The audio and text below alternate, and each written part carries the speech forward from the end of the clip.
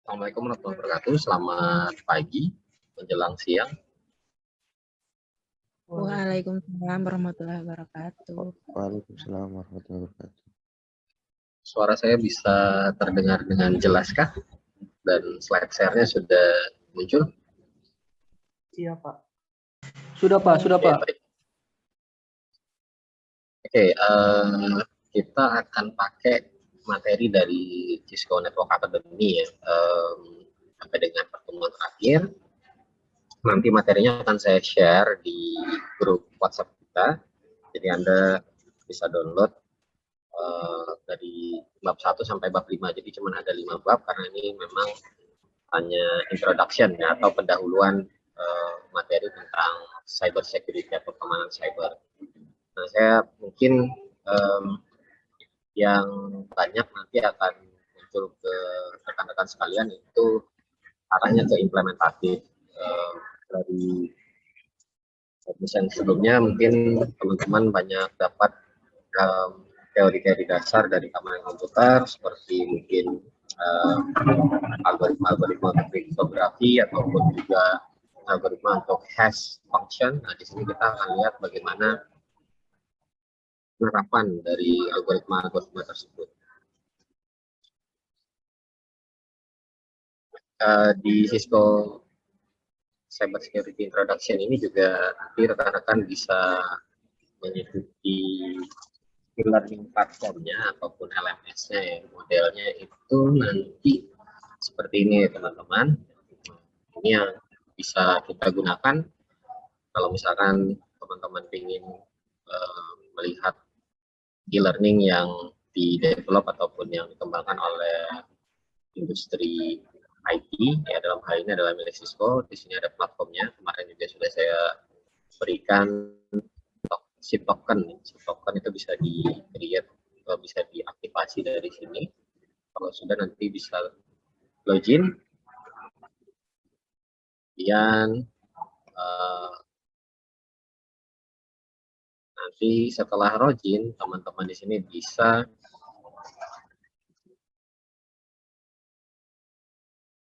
masuk atau enroll ya. Biasanya langsung enrollment di depan. Nah, ini kalau sebagai dosen dia akan tulisannya I'm teaching di sini. Saya rubah dulu learning.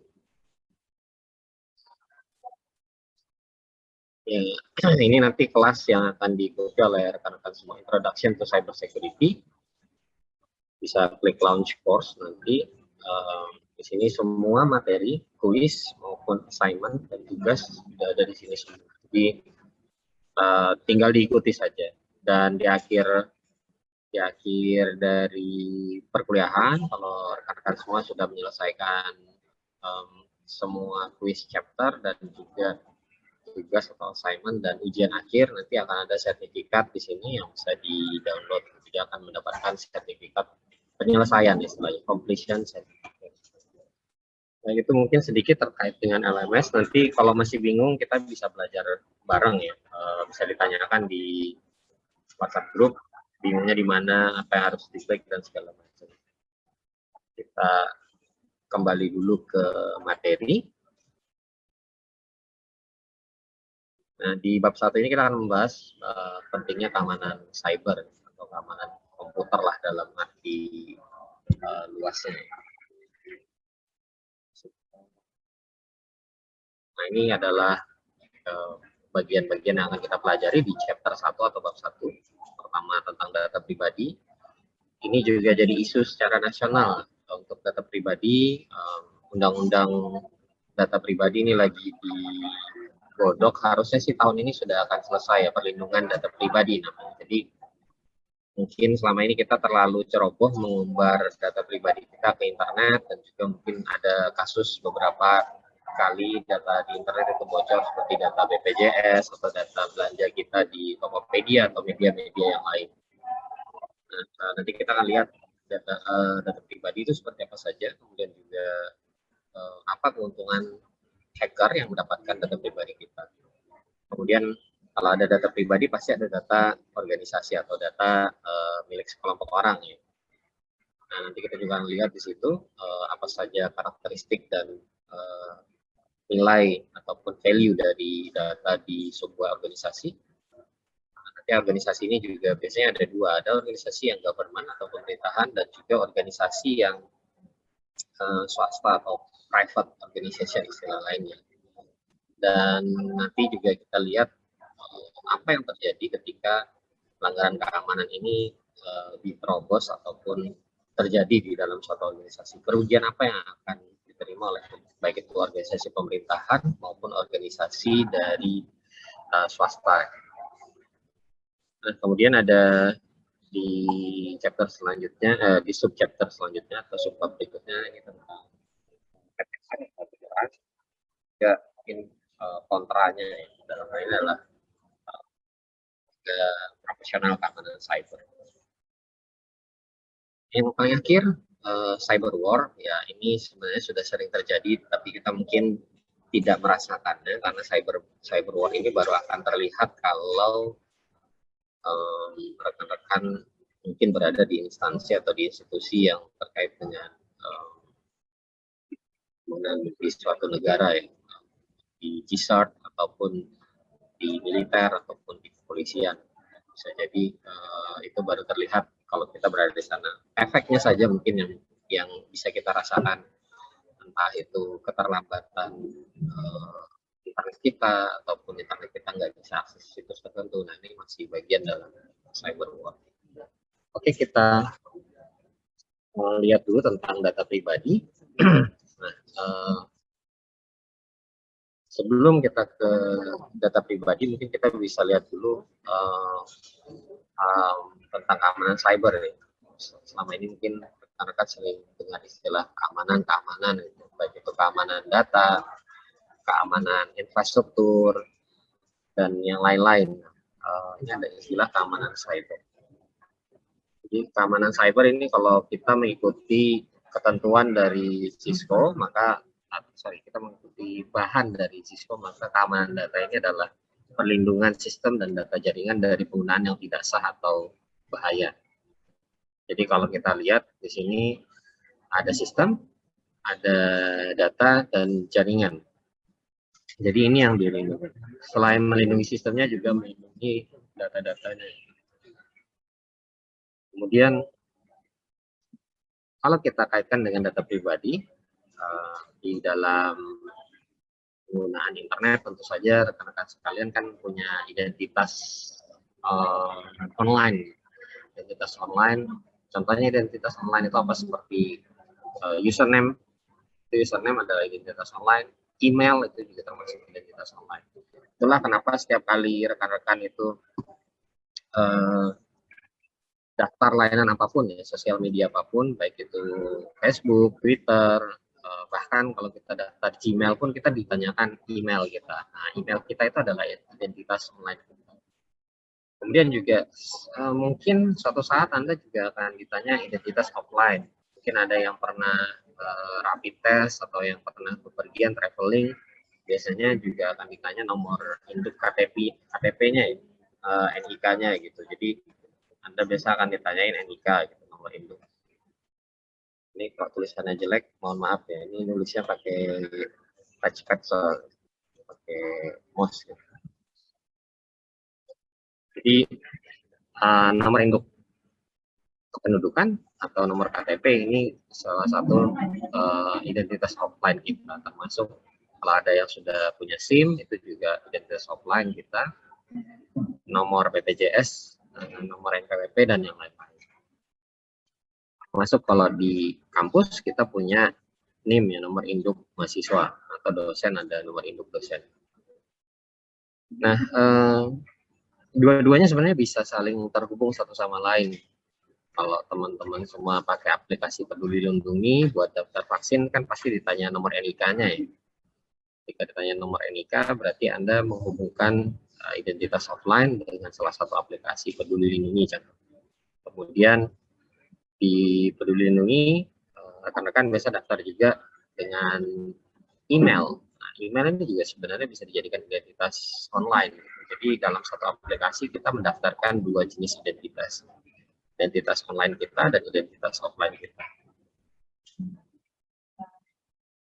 Eh, ada satu aturan sederhana dalam dunia online ya, rekan-rekan harus dipahami bahwa di dunia online itu kita tidak bisa percaya 100%. Jadi bagaimana caranya kita bisa memfilter informasi dari pribadi kita agar sesedikit mungkin, ya hanya sedikit informasi kita yang bisa kita berikan di internet. Jangan terlalu berlebihan. Jangan mengumbar foto liburan kita di Facebook, jangan mengumbar ataupun status atau komen-komen kita di WhatsApp ataupun di Twitter dan yang lain-lain, karena itu akan membuat diri Anda semakin terekspos, ya. Diri jati diri kita semakin ketahuan. Kemudian kita bisa juga menggunakan nama pengguna atau username istilah lainnya, atau alias. Jadi di internet itu kenapa kita sering mendapatkan, saya lihat, kita sering diberikan istilah lainnya username.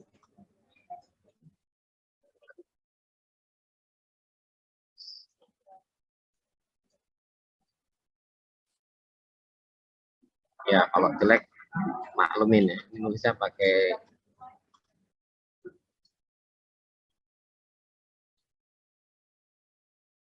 jadi username, sekali lagi username, nama pengguna, bukan nama betulan. Kalau kita mau pakai nickname juga boleh. Jadi tidak selalu username kita itu sama dengan nama pribadi kita. Dan harusnya kalau nama ya cukup nama saja. Dan juga sopan, jangan bikin username itu, kebanyakan nih mahasiswa biasanya bikin username, saya ambil contoh mungkin yang di grup WhatsApp kita ada yang username-nya atau namanya dikasih nama diam gitu, itu kan agak apa ya, aneh gitu. Jadi saya tidak tahu si diam ini siapa gitu. Atau ada yang ngasih nama ban 3 ban D3L gitu.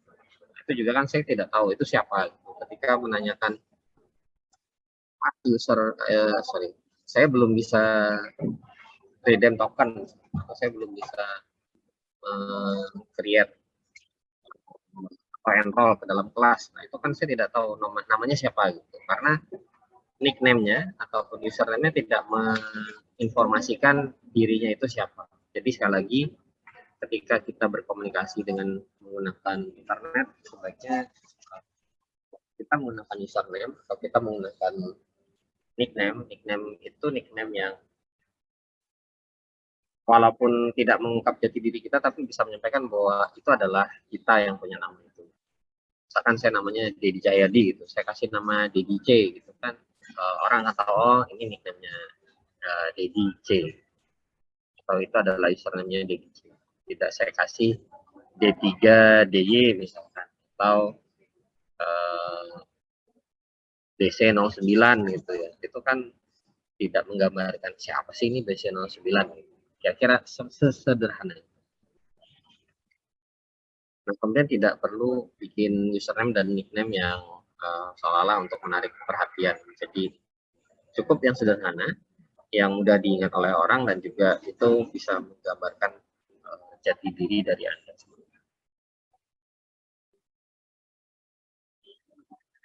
Nah, tadi mungkin sudah saya sebut di depan, data pribadi termasuk dengan nomor BPJS. Ya.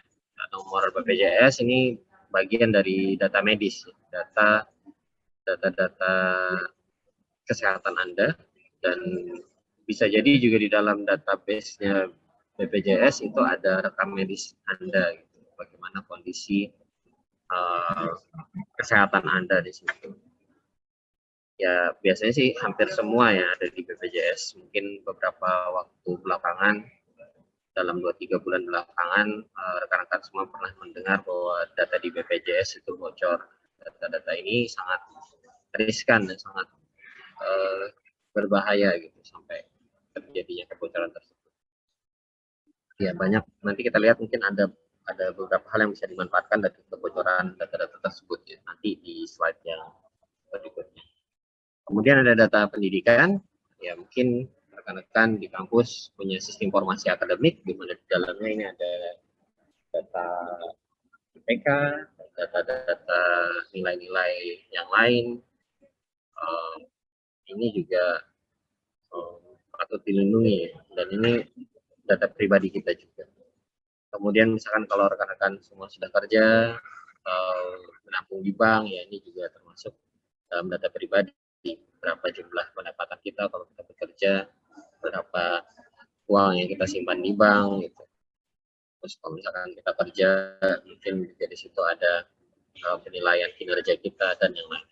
Ini termasuk data pribadi kita. Jadi kalau kita lihat di dalam diagram di sebelah kanan atau gambar sebelah kanan, semua yang ada di gambar sebelah kanannya adalah data pribadi kita.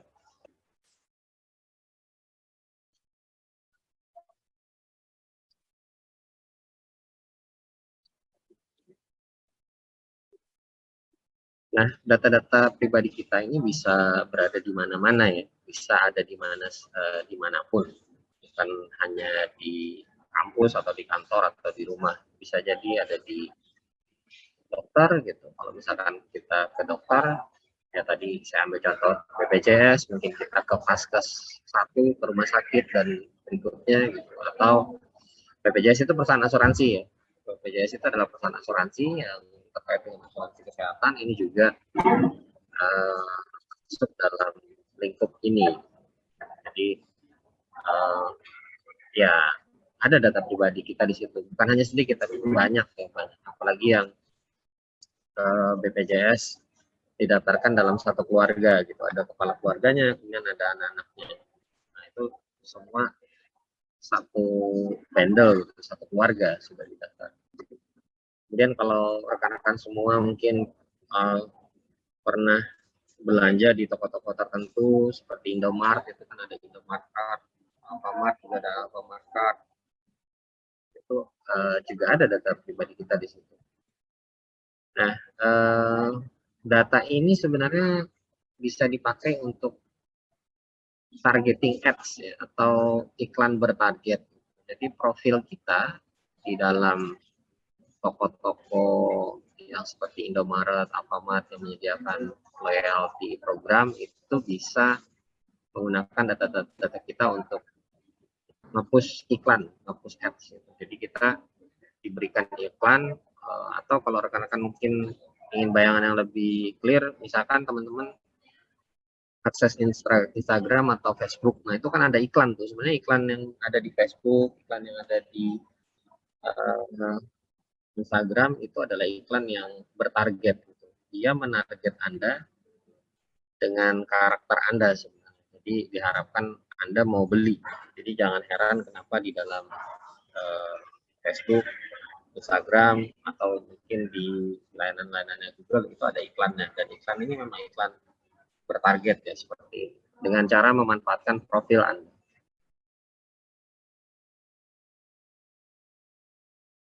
Kemudian gambar online, ini tadi sudah saya sampaikan di depan sedikit. Jangan terlalu sering umbar foto-foto online Anda di internet, apalagi Anda sedang liburan gitu, Anda umbar di internet foto sedang liburan keluarga, atau bikin video live-nya malah kan. Jadi video live tentang liburan kekeluargaan, misal di Bali gitu. Bayangkan kalau orang yang ingin berbuat jahat lihat video live Anda, jadi orang jahat tersebut akan tahu, atau yang tadinya orang jahat tersebut belum punya niat jahat ya, tapi karena tahu bahwa Anda sekeluarga sedang liburan di Bali, rumah kemungkinan kosong, tidak ada penjaganya, timbul niat jahat untuk merampok rumah Anda. Jadi kalau mau posting gambar liburan atau video tentang Anda liburan, sebaiknya jangan live atau jangan pada saat itu juga, terlalu beresiko. Nanti setelah Anda pulang dari liburan baru diposting. Jadi seperti itu. Kemudian di perangkat komputer mungkin kita juga menyimpan berbagai macam data di situ. Dan bisa jadi juga kita menyimpan data ke storage seperti Google Drive ataupun Dropbox, itu juga sebenarnya akan kita menyimpan data-data pribadi kita.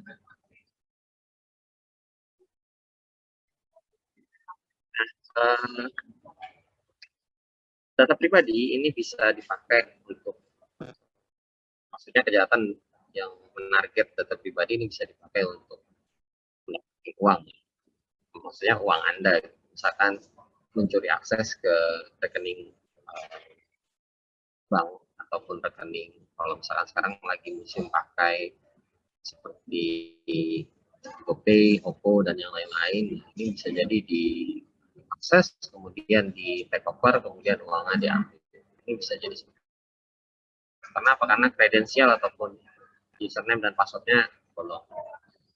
Atau ini ya, skema scamming, menipu anggota keluarga kita untuk mentransfer uang. Ya, ini masih sering terjadi sampai dengan sekarang. Mungkin Anda sering dapat SMS, WA yang menyatakan menang undian segala macam, dibuat sedemikian rupa sehingga Anda tertarik, kemudian ditipu untuk mentransfer sejumlah uang.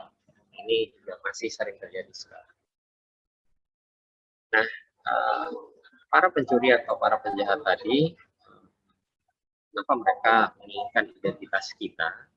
Ada beberapa hal. Sebenarnya bukan hanya penjahat ya, yang perlu identitas kita. Para pelaku dunia usaha juga yang besar-besar seperti Google, Facebook, Instagram itu juga sebenarnya memanfaatkan data pribadi kita buat apa? Ya mereka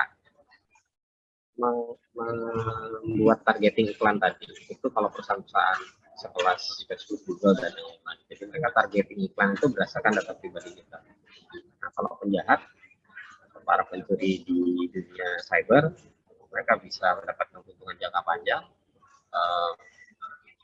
Contoh, mungkin Anda punya rekening bank yang sudah dibobol gitu, yang diambil adalah bunganya saja, gitu. Yang diambil hanya bunganya saja, sedikit-sedikit gitu.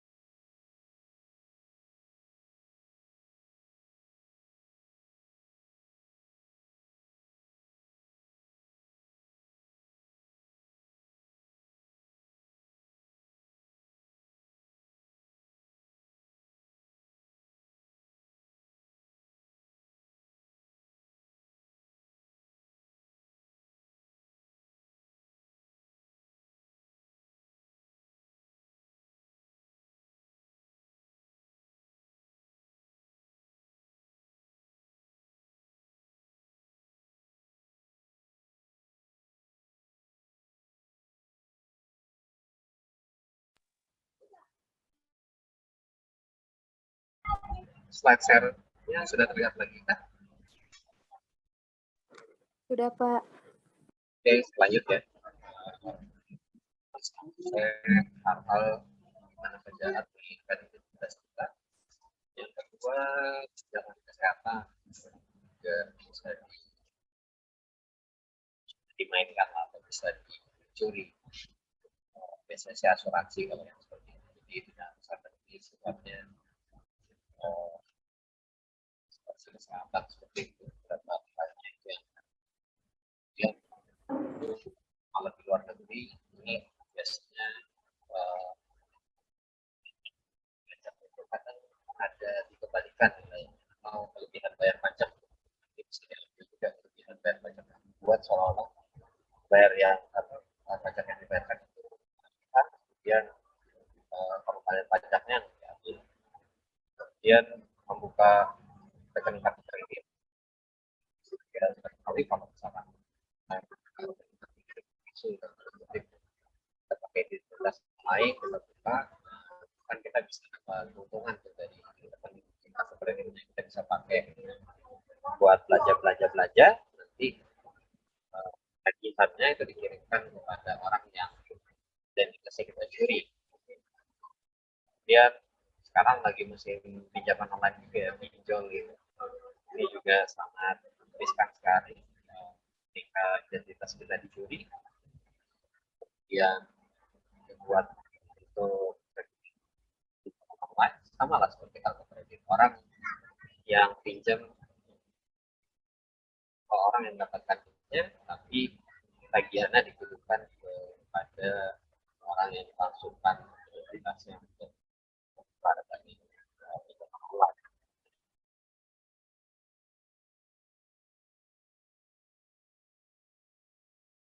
nah jika tadi kita bicara tentang data pribadi pasti ada data sekelompok orang atau data organisasi ya. Organisasi ini baik organisasi pemerintahan maupun organisasi pemerintah atau private ya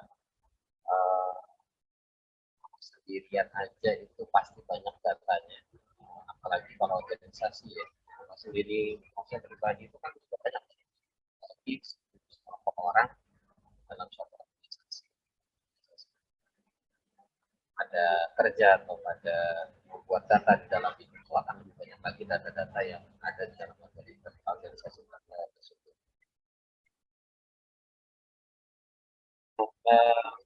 Data apa saja yang ada di dalam organisasi, ada data tradisional dan ada data yang di-deliver atau data yang dihasilkan dari teknologi IoT maupun teknologi big data.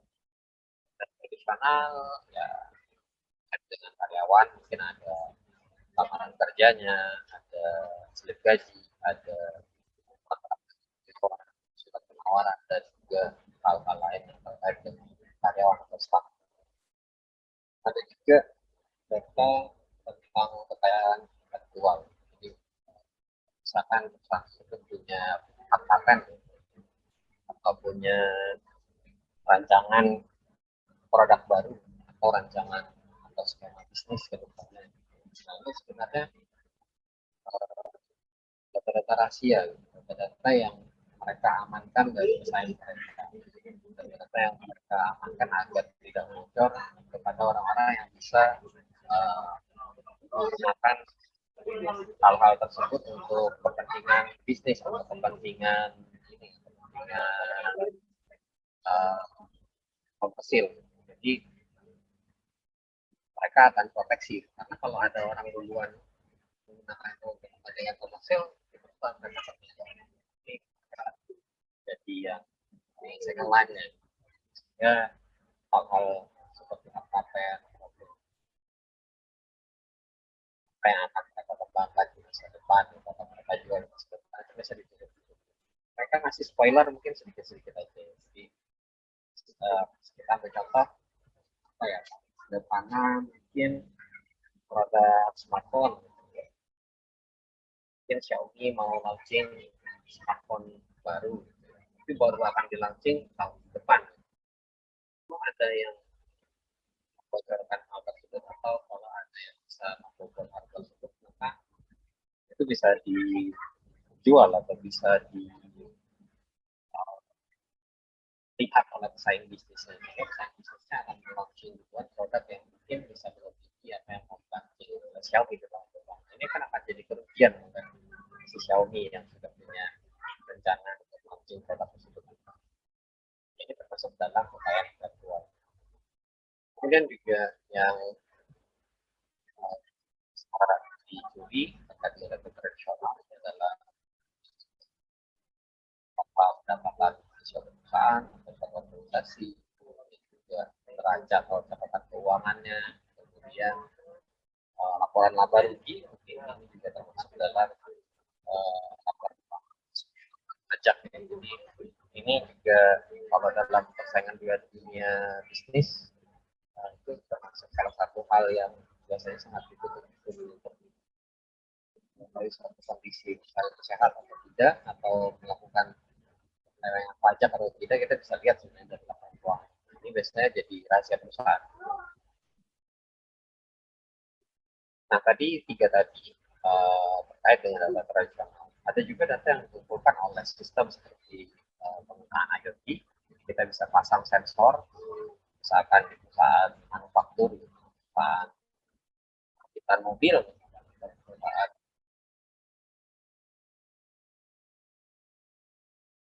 ya industri otomotif lah ya, atau industri transport. Biasanya mereka punya sensor yang banyak, sensor yang dihubungkan nanti dengan internet. Sensor-sensor ini masuk ke dalam jaringan IoT seperti itu. Setiap sensor nanti akan mengirimkan data ke server. Jadi datanya akan terus bertambah. Sebenarnya IoT dan Big Data ini biasanya sudah jadi satu. IoT dan Big Data jadi satu karena yang menghasilkan data dalam Big Data salah satunya adalah IoT.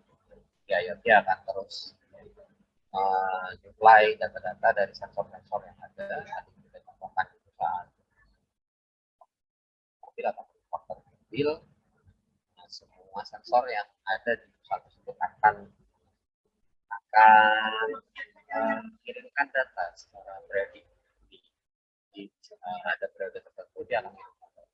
Sehari bisa jutaan data yang ya lama-lama datanya jadi besar ya.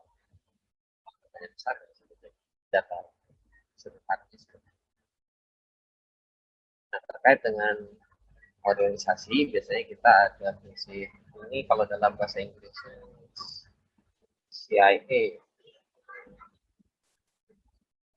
biasanya singkatannya CIA, confidentiality,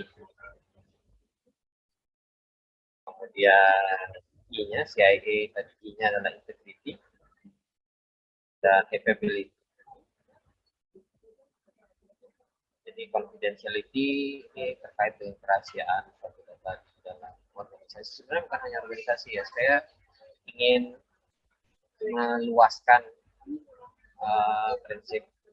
tiga prinsip dasar dalam keamanan data ini juga termasuk keamanan data pribadi, jadi bukan hanya data organisasi saja. Jadi kita juga perlu merahasiakan data pribadi kita, tidak mengumbar data pribadi kita di internet.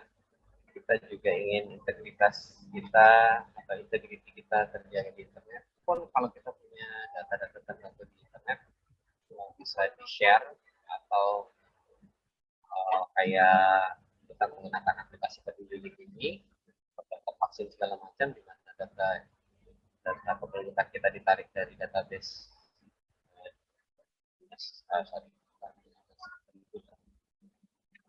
capil lah, ditarik dari situ, berarti kan harus available, harus tersedia. Nah, ketiga aspek dasar ini harusnya juga ada di data pribadi, jadi bukan hanya di organisasi. Makanya saya tadi sampaikan bukan hanya di organisasi saja untuk prinsip CIA ini, tapi juga untuk di data pribadi. Jadi data pribadi kita tetap terjaga kerahasiaannya, kemudian juga integritas ataupun kebutuhan data, keakuratan, kehandalan ini tetap terjaga. Dan kalau misalkan kita pakai aplikasi seperti akses data NIK kita, data nomor induk kita, dan tersebut akan tersedia bisa diakses oleh ini berlaku untuk data pribadi.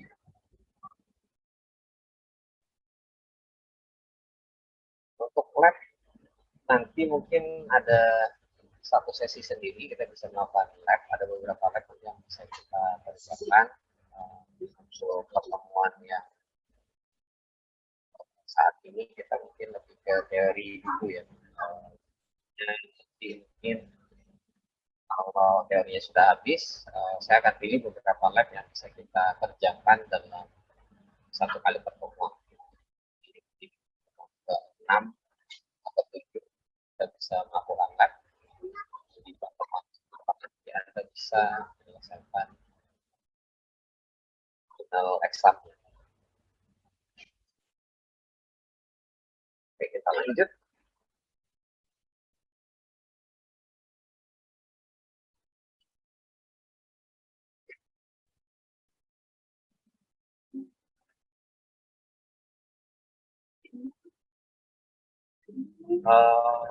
Untuk dampak dari pelanggaran keamanan, baik itu data pribadi maupun data administrasi, ada berbagai macam hal. Yang paling mungkin terjadi ini biasanya reputasi kita jadi rusak. Saya baca lagi, mungkin Anda pernah kasus ada beberapa orang yang mengatasnamakan pejabat tertentu atau mengatasnamakan orang yang penting, terus kemudian menghubungi lewat sosial media atau lewat WhatsApp untuk meminta uang, sejumlah uang atau meminjam sejumlah uang karena karena nggak bawa tunai atau apapun lah alasannya. Kemudian nanti diganti, padahal ternyata tidak, karena yang terjadi orang tersebut mungkin identitasnya dicuri, kemudian si pencuri ini meminta sejumlah uang kepada orang-orang yang terkontak kontak sosial media. Ini akibatnya tersebut jadi rusak.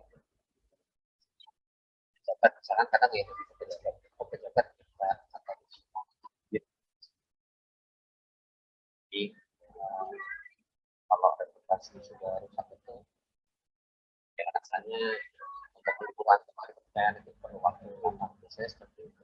Apalagi perusahaan, kalau ada perusahaan bagi perbankan gitu, seperti bank misalkan ada kasus kebobolan yang ketahui banyak nasabah yang dibutuhkan, biasanya reputasi banknya akan rusak juga, rawan banknya untuk tikar atau bangkrut.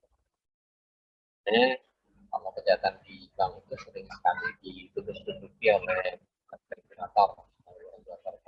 Karena apa? Karena kalau kejahatan di bank itu sampai terbuka, biasanya reputasinya akan rusak dan banknya akan tikar atau nasabahnya pada pergi. Ini pemerintah juga nanti harus juga membayar jaminan bank yang mengikuti LPS, jaminan bank seperti itu. Ya harus bayar lembaga penjamin dan pemerintah atau regulator juga itu bersyarat. Jadi kebanyakan kejahatan yang ada di bank sering sekali tidak terekspos keluar agar bank tersebut reputasinya terlindungi.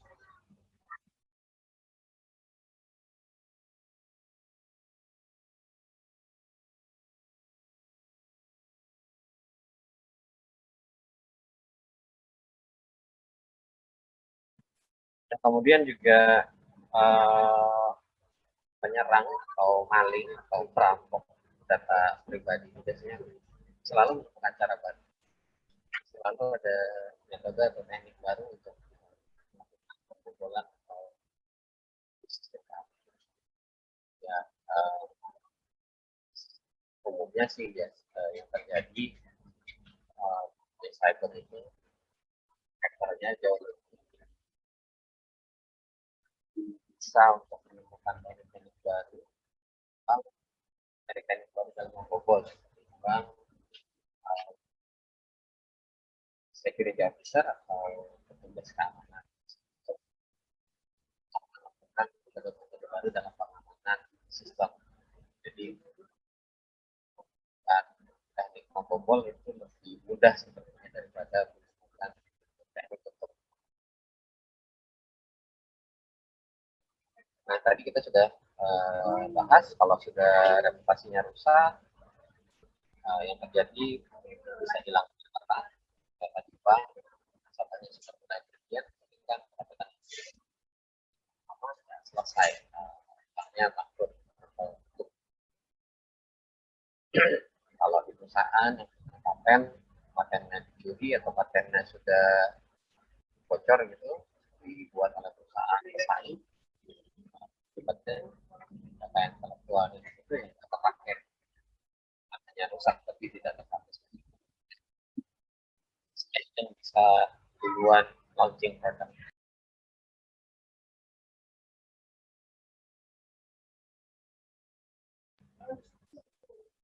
Ini contoh salah satu pelanggaran keamanan dengan menggunakan aplikasi LastPass.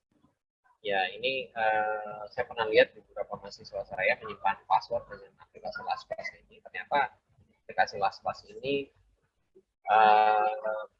ya, bobol lah ibaratnya. Dan juga agak ribet. Jadi yang bisa terjadi, bobolnya alamat email kita dicuri, kemudian ingat kata sandi kita juga diambil, termasuk juga hash buat autentikasi username dan password, hash function buat autentikasi username dan password.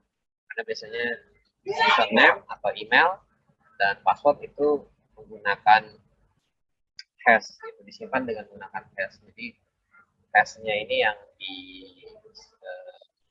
dicuri. Kemudian atau hal lain yang juga ribet pakai LastPass, ini Anda harus melakukan proses verifikasi multifaktor. Kita pakai perangkat baru buat login. Jadi kita nggak bisa pindah, misalkan Anda bisa pakai laptop A, gitu.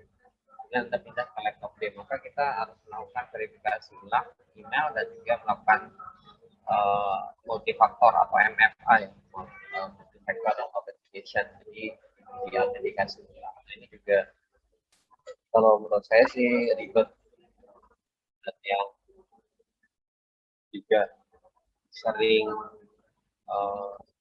menyibukkan kita itu tiap kali, ya tiap beberapa waktu ya, anggap aja sebulan sekali kita harus secara berkala ganti kata sandi utama di aplikasi LastPass ini. Jadi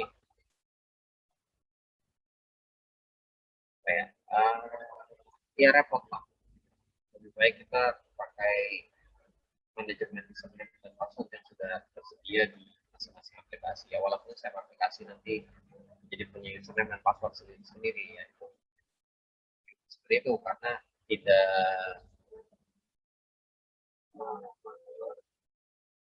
ya, karena mereka punya kebijakan masing-masing buat security. Mungkin ada satu hal yang lebih sederhana, sekarang kita bisa login dengan menggunakan OpenID. Jadi sudah banyak juga diadopt oleh berbagai macam perusahaan. Anda login ke Zoom gitu ya, login ke Zoom, tapi Anda nggak perlu bikin account Zoom, Anda cukup login pakai Google account Anda, atau beberapa aplikasi tertentu kita bisa login pakai Facebook account. Jadi sebenarnya yang digunakan adalah OpenID. Jadi kita tidak perlu bikin username dan password, kita juga menggunakan account Google atau account kita untuk login ke dalam suatu aplikasi. Nah, ini salah satu protokol atau salah satu aplikasi yang bisa digunakan adalah OpenID. Jadi kita sudah daftar di Google, kita bisa gunakan Google account kita buat login di Zoom misalnya. Jadi biar lebih mudah daripada kita harus menggunakan menggunakan aplikasi seperti LastPass.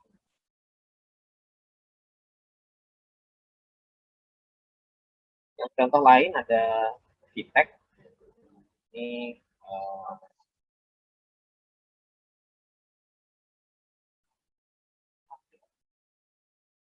VTech ini perusahaan mainan yang bocor ini dan alamat emailnya, kemudian password, foto, dan juga log obrolan dari perusahaan VTech ke klien-klien. Nah, ini terlihat bahwa perusahaan VTech ini kurang bertanggung jawab dalam menjaga keamanan informasi dari pelanggan. Sebenarnya ini juga kejadian dengan Tokopedia. Ya, Tokopedia itu pernah kebobolan, bocor datanya. Kemudian BPJS, ya, BPJS juga perusahaan yang pernah bocor. Yang lain pernah bocor juga, Dropbox pernah bocor. Jadi banyak perusahaan besar pernah bocor dalam menjaga keamanan data-data dari pelanggan.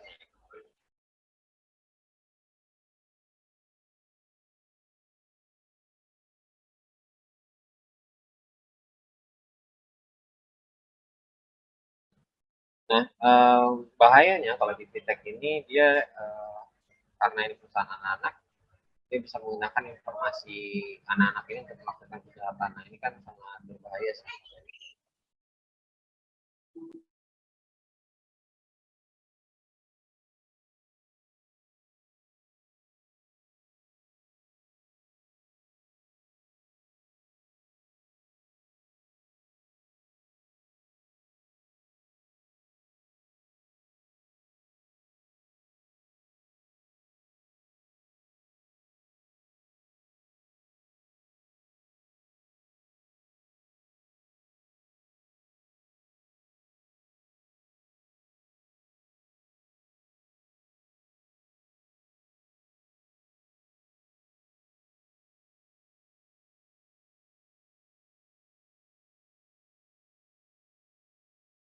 Nah, selain itu juga atas ini bisa, atau hacker ini juga bisa mengambil alih dari lain arsitek. Misalkan di situ ada penjelasan atau parameter yang oleh orang tua sudah ditentukan, itu bisa dilepaskan atau bisa dibebaskan oleh si berbahaya bagi anak-anak yang menggunakan device-device yang sudah diretas.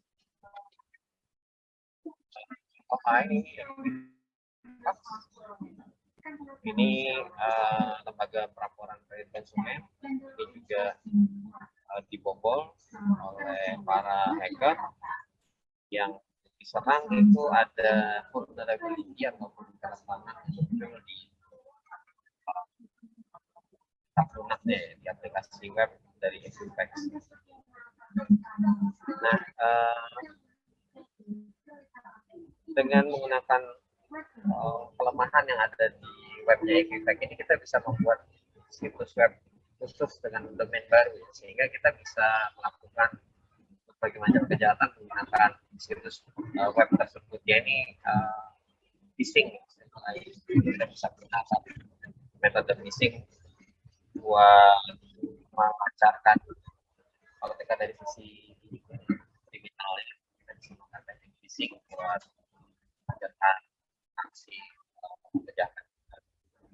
Kalau kita bisa bikin nama domain, misalkan klik BCA, kita ganti kliknya itu dari pakai klik jadi KLICK gitu, bca.com, orang akan merasa bahwa situs tersebut sama dengan klik BCA yang pakai KLIK bca.com. Hal itu palsu, sehingga usernya dan password orang yang akses ke klik BCA.com bisa diikuti. Nah, tapi di BCA kan tidak semudah itu sekarang. Ya, di sana ada multi-factor authentication juga, kemudian juga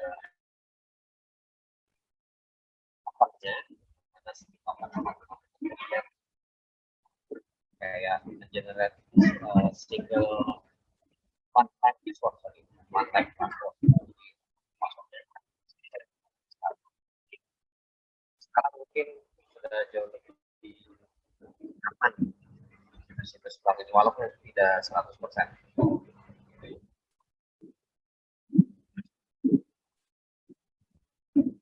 Nah, berikutnya kita bisa bahas tentang penyerang.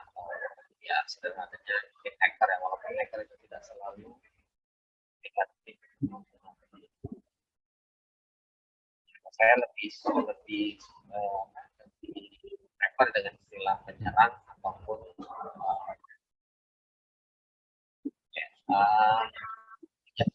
cyber. Jadi tidak selalu hacker itu. Kalau ada penjahatnya, tentu saja ada polisinya atau ada penegak hukum atau orang yang hendak cyber.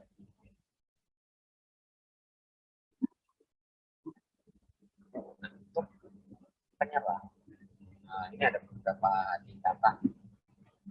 Ada amatir atau pemula. Jadi ada pemula. Ini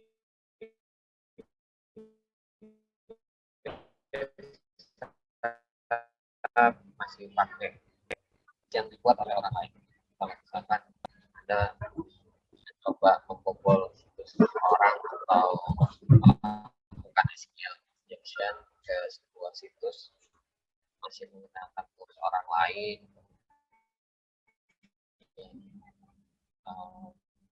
coba-coba script ada sebuah situs berlakunya seperti ini.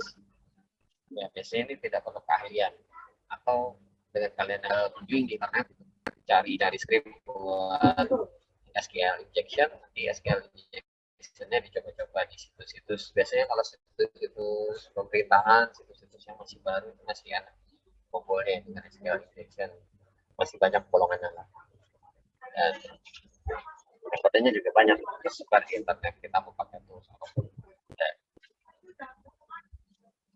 Nah, kemudian yang di atasnya ada hacker, atau di sini disebutnya peretas. Ya, ini ada golongan-golongannya juga, ada white hat atau topi putih, ada topi abu-abu dan topi hitam.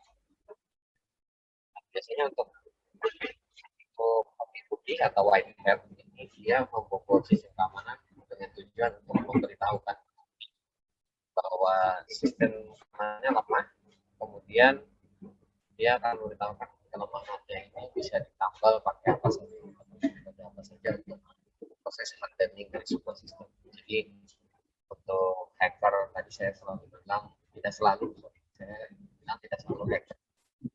Jadi data di server kita itu bertujuan untuk memberitahukan kepada kita bahwa sistem kita itu ada kelemahan.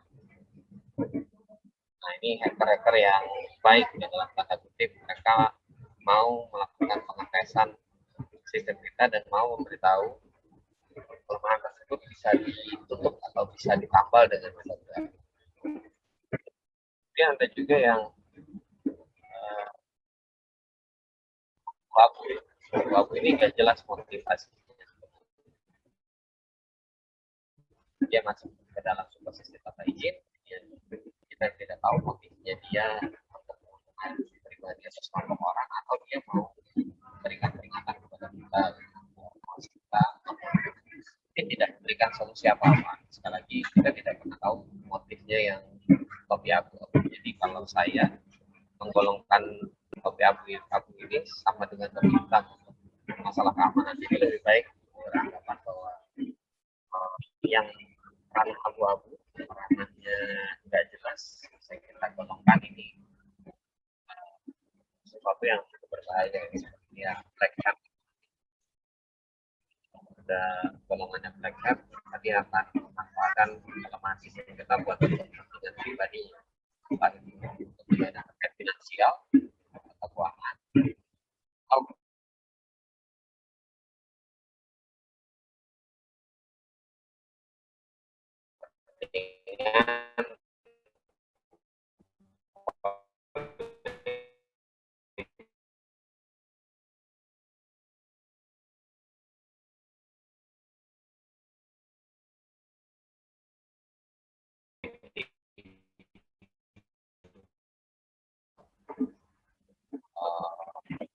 cyber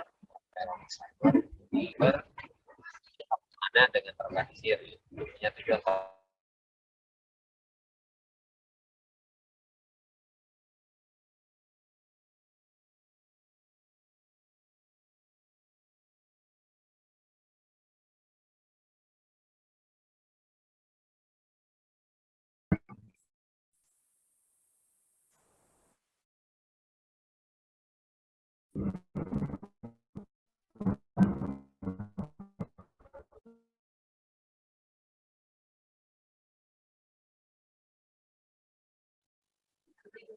yang tadi terputusnya di mana ya?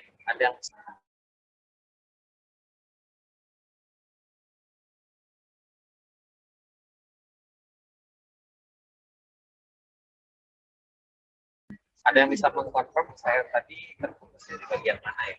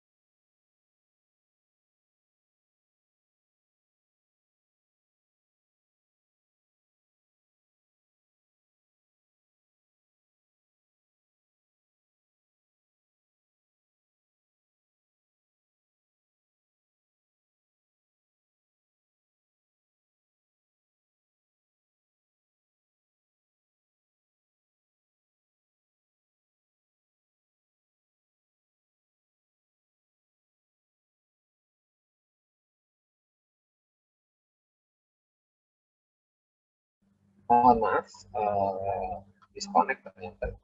Tadi saya putusnya sampai mana ya? Slide share-nya sudah terlihat lagi kan? Halo? Terlihat Sudah, Pak. Pak. Sudah. Tadi Sudah. masih di bagian Terlihat penjelasan. sampai mana ya? Sudah, Pak. Maaf, suaranya Tadi sampai- putus-putus Pak Jarin. Suaranya masih putus-putus. Sudah tidak Pak? Jelas Pak, jelas. Oke, baik. Tadi saya sampai mana ya jelaskannya? Bagian terorganisir, Pak. Bagian terorganisir. Oke. Ya, untuk peretas yang terorganisir ini biasanya mereka melakukan kejahatan cyber atau kejahatan cybernya ini ada sekelompok orang, kemudian juga targetnya jelas, dan juga mereka ini sudah punya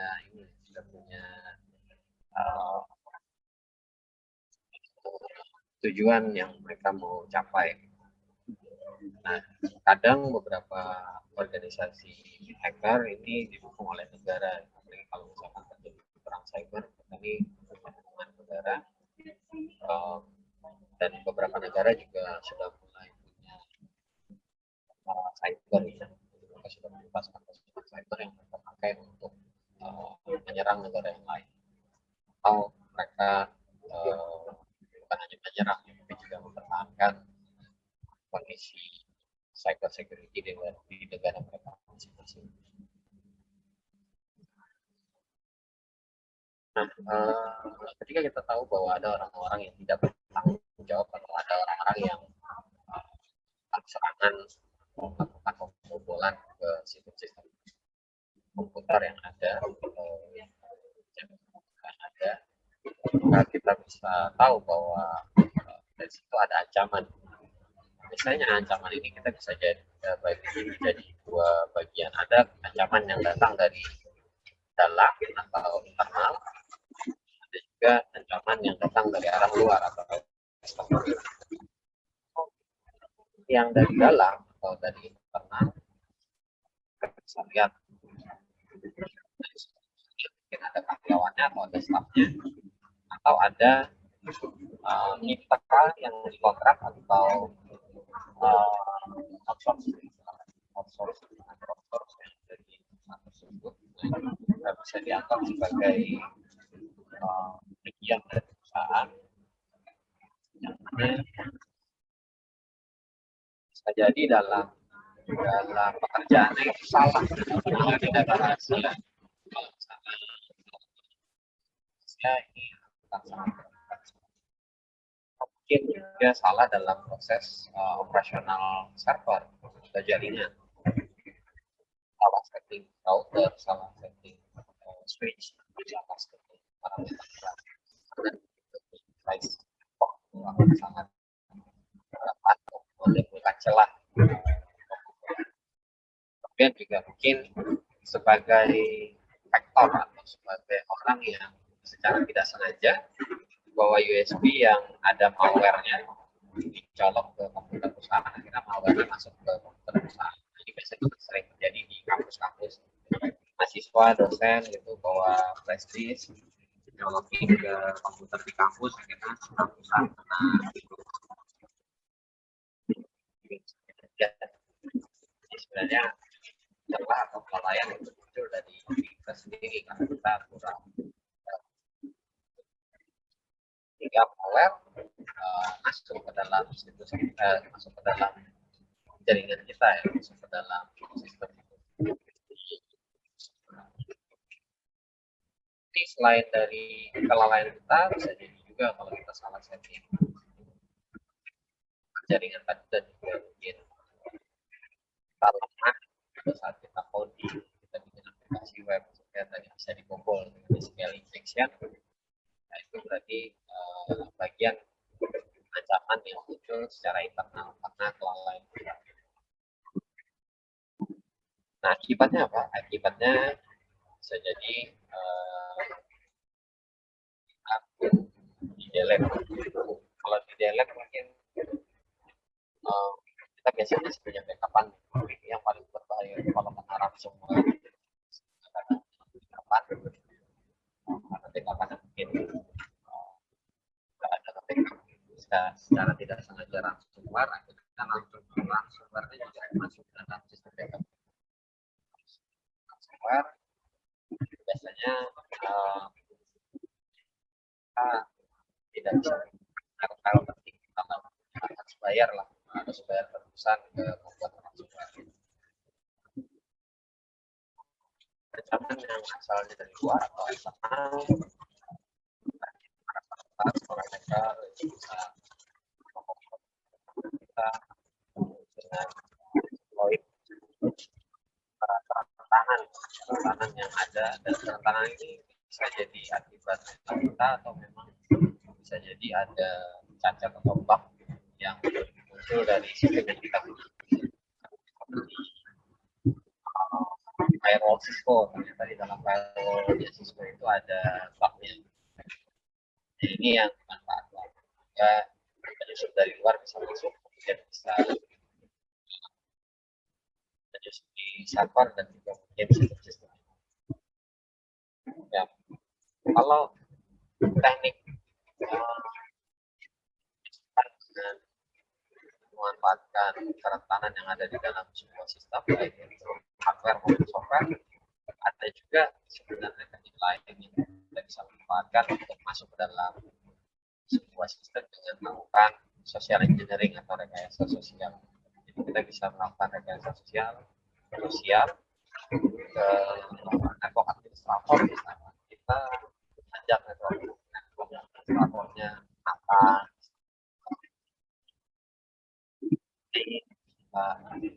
kita baik-baikin lah, nah suatu saat dengan baiknya kita ke network admin bisa jadi kita kasih akses tertentu.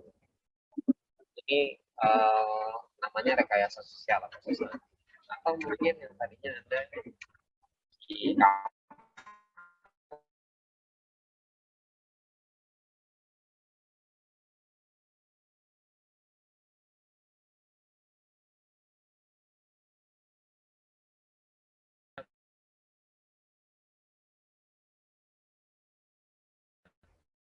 cuma dikasih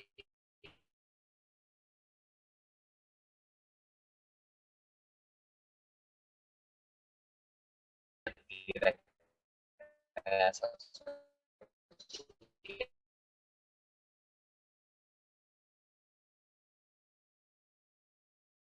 atau adminnya untuk mengerjakan hal-hal tertentu, akhirnya karena admin merasa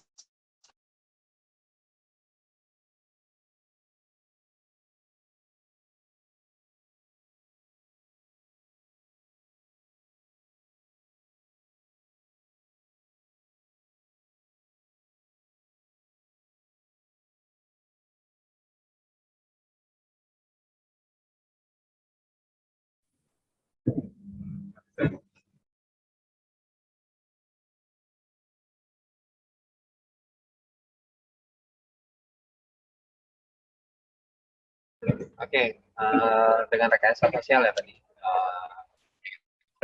kita membuat diri kita itu dipandang orang baik oleh si admin network kita atau admin jaringan kita, sehingga ketika kita meminta sesuatu, misalkan hal sederhana aja, kita kasih kuota email kapasitasnya 10 mega, kita naikkan jadi 50 mega misalkan, atau kuota storage, tadi kita dikasih kuota storage di kampus 10 giga, kita naikkan jadi 50 giga. Nah, ini termasuk dalam rekayasa sosial.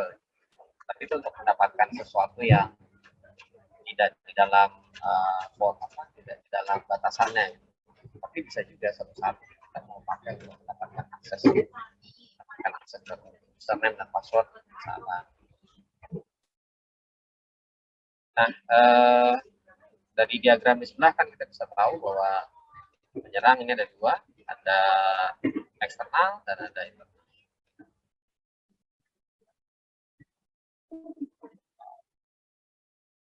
Itu ada penyerang interorganisasi, kemudian juga ada peretas, tadi sudah kita lihat, ada black hat, grey hat, dan ada white hat.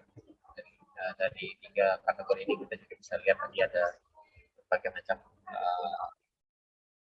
tipe-tipenya atau karakteristiknya, dan ada juga mungkin orang-orang yang mau coba-coba aja, namanya bisa dibilang script kiddies, pikiran mau coba-coba terus hacking ataupun terus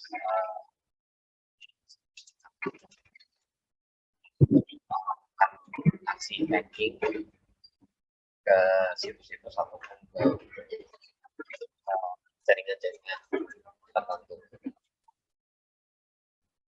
yang terakhir peran cyber atau cyber war, ya salah satu malware yang digunakan peran cyber war ini ada yang namanya Stuxnet. Ini kemungkinan besar digunakan oleh Amerika. Itu adalah malware yang diciptakan oleh Amerika. Tujuan malware ini sebenarnya dia menyerang ini instalasi kekayaan nuklir Iran. Jadi ini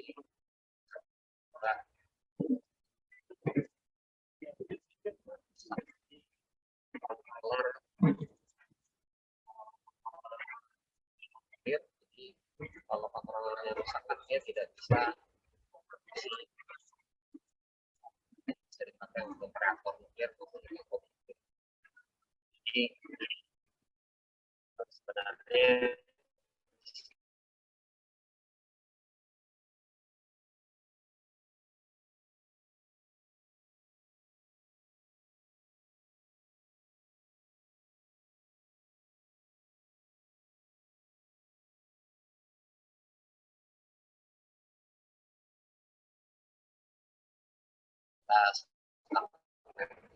maupun negara yang mengirim ini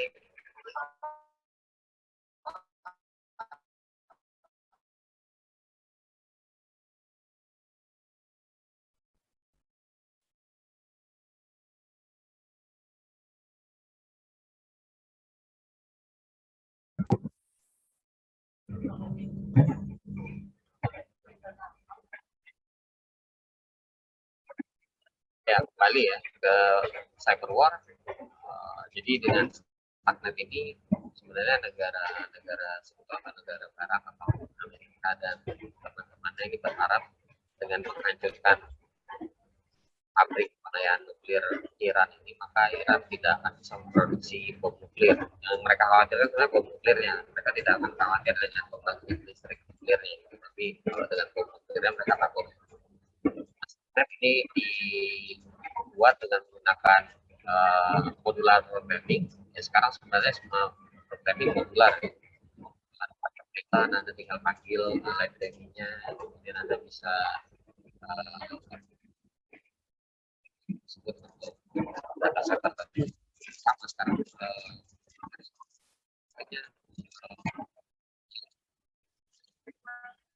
kemudian untuk masuk ke dalam sebuah sistem yang secure biasanya dipakai sertifikat digital atau SSL.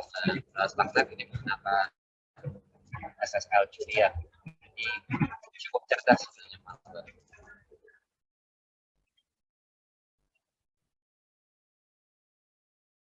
Tujuan dari cyber war, pertama tadi kalau kita lihat motif dari Stuxnet, tadi adalah melumpuhkan negara yang bisa membuat sudah dilumpuhkan duluan atau disabotase berpeluang sabotase duluan, maka dia tidak akan bisa membuat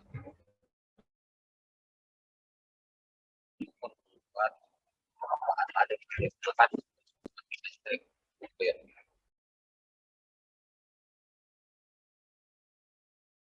Kemudian kita juga bisa melihat ransomware itu banyak sekali pada satu titik. Saat itu keluar uang yang buat ransomware agar data-data yang disandar ya ransomware itu bisa digunakan.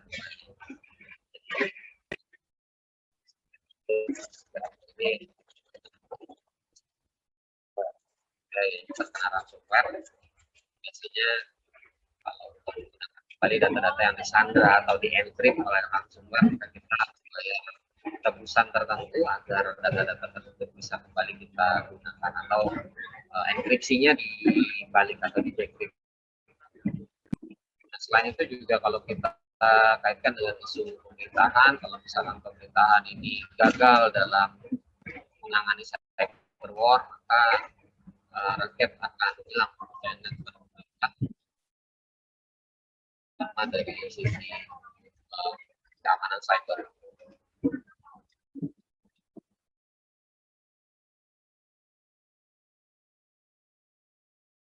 Nah, yang juga bisa digunakan oleh pemerintah negara lain atau pemerintah yang melakukan serangan di suatu negara dengan cyberwar ini, mereka bisa melakukan propaganda, mereka bisa menyerang negara lain tanpa pasti negara tersebut. Satu tujuan dari perang cyber, sehingga kita nggak perlu repot-repot menjajah negara lain itu dengan datang ke negara itu.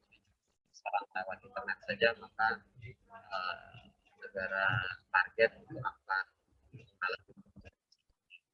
seperti itu. Banyak sekali negara-negara maju, terutama mereka sangat ketat sekali dalam filter internet di negara mereka. Contoh yang paling ketat itu negara Cina, negara yang filternya bisa dibilang seperti negara Cina.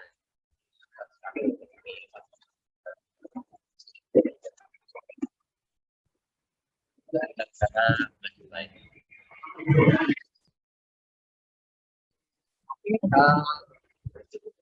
Ini yang bisa kita simpulkan untuk pertemuan ini. Tadi kita sudah bisa mendefinisikan ada data pribadi, contohnya nomor induk KTP, alamat email kita, username, password, nilai-nilai akademik kalau misalkan ada masih berpikir, kalau nanti kerja ada data, nilai akademik itu aktivitas. Kalau pribadi, data kesehatan ada itu sebenarnya data kesehatan mungkin adanya di rumah sakit atau di asuransi kesehatan seperti itu. Dan kita tahu bahwa ternyata data pribadi kita itu punya nilai. Kita itu, kalau satu orang aja punya ada nilainya, tapi bayangkan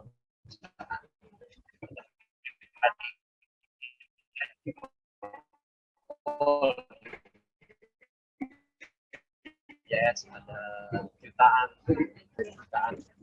Indonesia belajar media bisa dan menjawab target iklan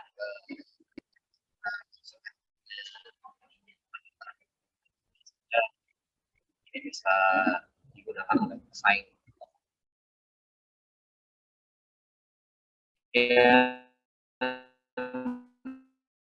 Data organisasi, nilai, data mahasiswa lainnya juga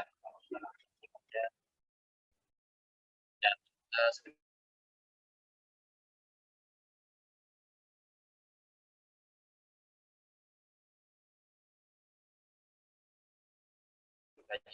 dan segala macam juga jadi target juga paling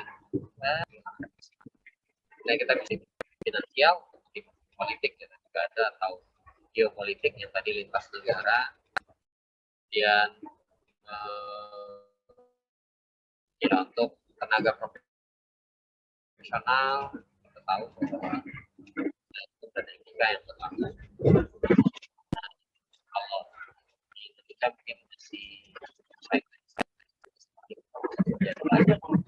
jadikan dasar dalam bentuk pendekatan tentang ITE yang paling sering yang terkait segala macam salah gunakan, biasanya ada tuntutannya berdasarkan undang-undang. Kemudian kita juga sudah sedikit belajar tentang cyber war atau perang cyber. Cyber war, perang cyber dari satu negara ke negara lain. Caranya negara yang itu dulu dalam perang cyber tersebut tidak bisa berkembang, sehingga negaranya atau negara tujuan itu tidak mungkin menyerang negara kita. Sederhana itu.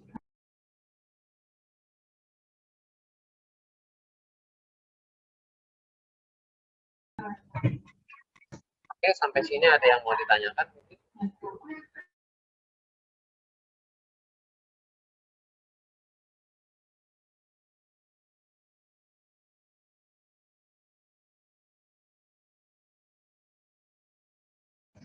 Ada yang mau ditanyakan? Pak, saya boleh bertanya, Pak? Boleh, boleh.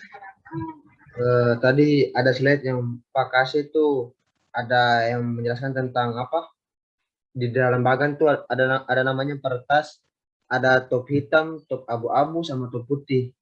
Nah itu apa? Saya masih belum paham tentang itu, Pak. Terus yang kedua, kan tadi ada peretas yang terorganisir. Itu apa? Dia meretas suatu sistem itu tujuannya apa? Terus kan sudah tahu nih ada polisi cyber nih, yang mungkin sudah tergabung dalam polisi cyber itu kan ada yang lebih lincah lah, lebih lihai dalam ngotak-atik sebuah sistem begitu. Sudah tahu kalau ada polisi cyber, kenapa mereka masih mau meretas begitu, Pak, suatu sistem begitu? Tujuannya apa? Sekian, Pak. Terima kasih. Oke, saya jawab dulu yang paling akhir ya. Kadang ada yang melakukan peretasan cuma buat iseng-iseng, buat coba-coba saja. Misalkan kayak mahasiswa itu mau coba skrip tertentu. Ada juga yang mungkin karena tugas kuliah. Ada juga yang memang beberapa tugas kuliah itu diberikan skill untuk melakukan peretasan, tapi kadang kebablasan mahasiswanya meretas keluar. Kemudian yang tadi topi hitam, topi abu-abu, dan topi putih. Kalau topi putih itu dia tidak merusak, dan dia tidak punya kepentingan pribadi ataupun finansial. Dia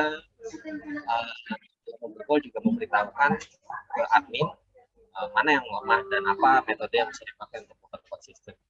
Kalau abu-abu kita nggak tahu motifnya dia memukul apa, kemudian juga tidak jelas apakah dia ada maksud tertentu atau ada keuntungan pribadi yang didapat. Itu yang abu-abu. Kalau yang hitam itu sudah jelas merugikan. Dia bisa mengambil data, atau dia bisa mencoba data yang ada. Mungkin dia mendapatkan keuntungan pribadi dari situ. Itu yang topi hitam. Ada lagi mungkin yang mau ditanyakan, atau tadi Rizky yang tanya, ada tanggapan lain mungkin?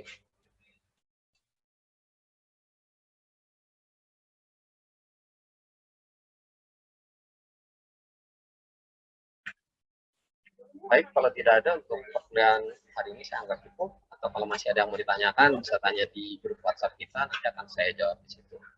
Terima kasih atas perhatian dan kerjasamanya. Saya ucapkan selamat menonton satu, selamat siang. Siang, Pak. Waalaikumsalam. Warahmatullahi Siang, Pak. wabarakatuh. Siang, Pak.